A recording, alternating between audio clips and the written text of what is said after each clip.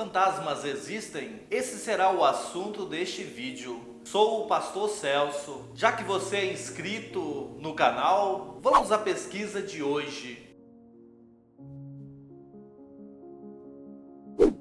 Você não precisa ir fundo para encontrar histórias de fantasmas. Estive em um estudo em que ouvi diversos casos estranhos e assustadores sobre fantasmas. Olhando para a palavra de Deus, nela também pessoas relatam terem visto fantasmas. Tenha sempre em mente que quando falo fantasma neste vídeo, eu estou me referindo à alma humana. Algumas pessoas colocam o espírito, mas eu estou me referindo à alma humana. Em Mateus 14:26, os discípulos de Jesus pensaram ter visto um fantasma, mas era Jesus que estava passando por eles, caminhando no mar da Galileia. Outro momento foi quando ele apareceu depois da sua ressurreição, no cenáculo, em Lucas 24, 37 a 39. Temos também um caso estranho,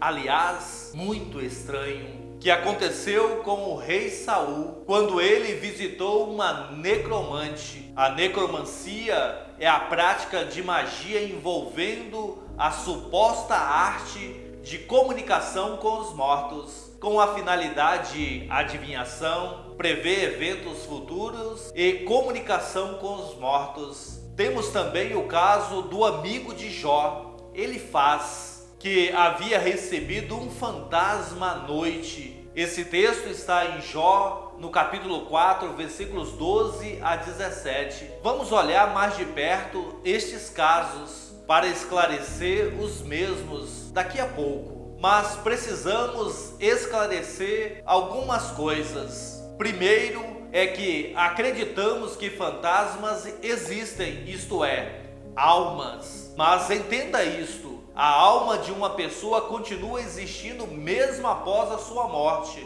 Na morte acontece a separação da alma do corpo. Quando morremos, nossa alma continua vivendo, esperando a ressurreição, quando nossas almas serão reunidas aos nossos corpos outra vez. A palavra de Deus nos garante isto. Mas em segundo lugar, é muito importante, não acreditamos que fantasmas, isto é, almas penadas, almas desencarnadas, estejam vagando aqui na terra.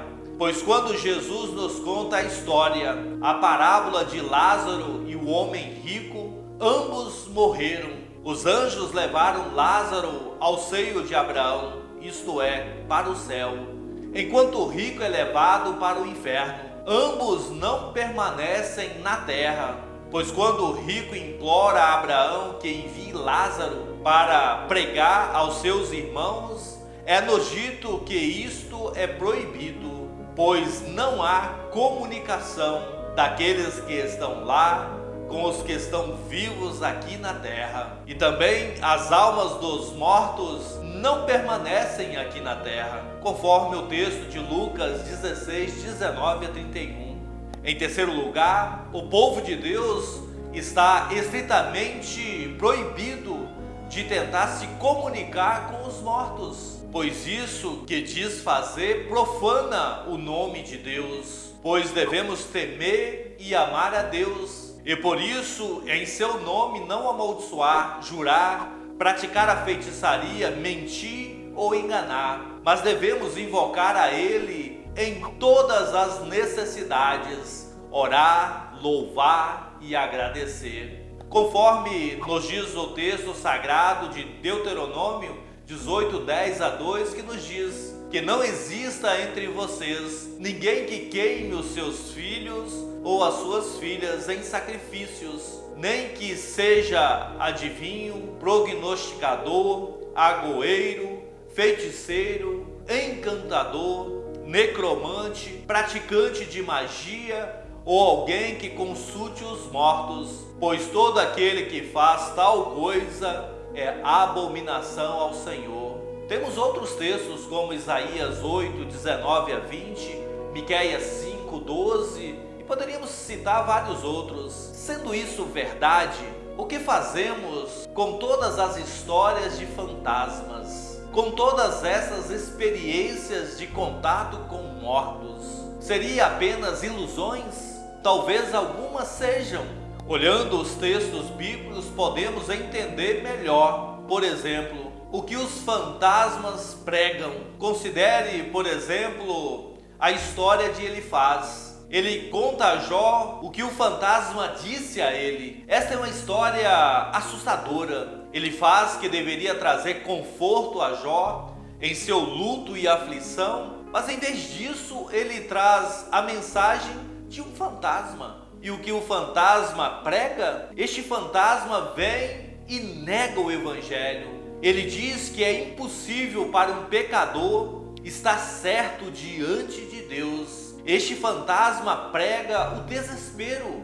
Este fantasma, ao que parece, só pode ser um demônio. E nós o conhecemos pelo falso ensino. E somos advertidos na palavra de Deus a esse respeito. Quando em 1 João, no capítulo 4, no versículo 1, é nos dito: amados, não deem crédito a qualquer espírito, mas provem os espíritos para ver se procedem de Deus, porque muitos falsos profetas têm saído mundo afora. Lutero, ele percebe o padrão de fantasmas que aparecem para pedirem missas pelos mortos e outros rituais que negavam a suficiência da obra salvadora de Jesus. No texto de 1 Samuel 28, vemos o espírito maligno com truques perversos, aparecendo como a alma do profeta que partira. Assim percebemos que o que é dito pela aparição são mentiras e truques. Lutero não hesita em identificar os fantasmas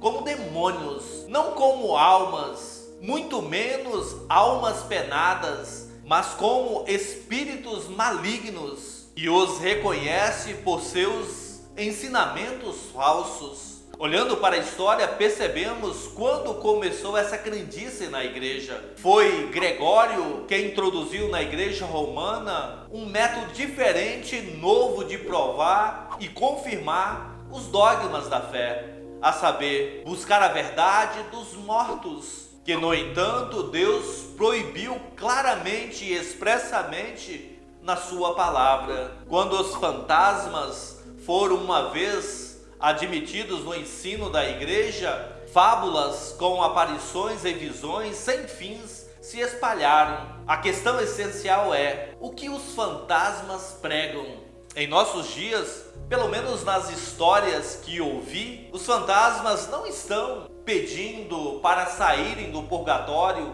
ou para terem paz. Seu falso ensino tem um sabor diferente. Alguns pregam que há luz e paz para todos após a morte, negando a verdade do julgamento do Senhor. Alguns exigem ação para corrigir um erro, negando a obra de reconciliação de Jesus na cruz. Alguns ainda pregam o desespero. Dizem aos vivos que foram abandonados por Deus, negando a promessa de Jesus de perdoar todos os nossos pecados e nos levar através da vida e da morte para a vida eterna com Ele. De todas essas mentiras e muitas outras, os fantasmas ou espíritos trazem uma doutrina de demônios e se mostram como espíritos das trevas e do engano. Os cristãos precisam conhecer a palavra de Deus para não serem enganados. Muitas vezes, algo simples, em seu desespero,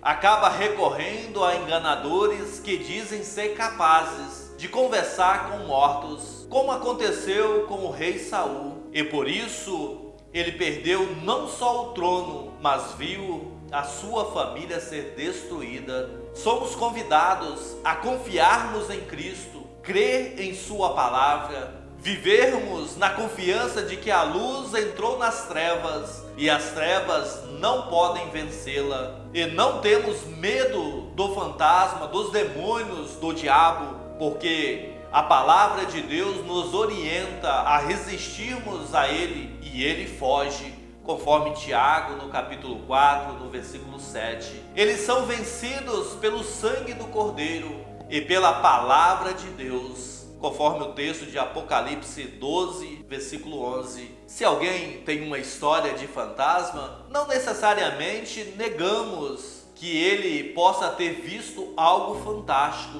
ou ouvido algo difícil de explicar, mas sabemos que o que ouvimos não era um fantasma, mas algo que vem do diabo, tentando nos afastar da palavra de Deus. Já a palavra de Deus nos apresenta uma história melhor, a história da morte e ressurreição de nosso Senhor Jesus, a confiança de que os pecadores podem ser reconciliados com Deus, aliás, foram reconciliados com Deus, e que através da obra do nosso Salvador, o Senhor e amigo Jesus Cristo, fomos salvos. Almas penadas, espíritos de luz e fantasmas não existem aqui na terra. A alma ou está no céu ou está no inferno. Claro que essa pequena pesquisa é só o começo. Ela também é uma questão de fé. Se gostou, comente e compartilhe para alguém que tenha dúvidas sobre fantasmas. Deus abençoe sua vida.